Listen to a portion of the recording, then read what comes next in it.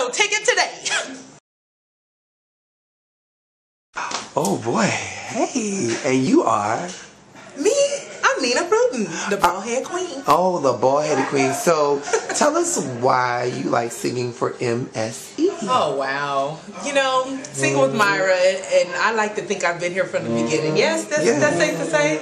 Yeah. Yeah, so I'm glad to be back and honored to be a part of her whole growth process and seeing her grow as a musician, as an artist, as a vocalist, and as a band leader, as a leader in this area because, trust me, in the beginning it was rough, but I've watched her grow as a businesswoman, and being a part of her whole process and being able to support her has been one of the greatest experiences of my life. I've learned a lot from her. I've learned a lot from her team and from Tiffany as far as doing business in the industry, and of course Cabana Black, because that thing be about some business, don't he? Okay, so just the whole thing, it gives me an opportunity to express myself vocally and creatively and to grow as a vocalist in ways that I never imagined I would. So thank you, Myra. Thank you, Tiff, Cabana, and everyone else in MSE.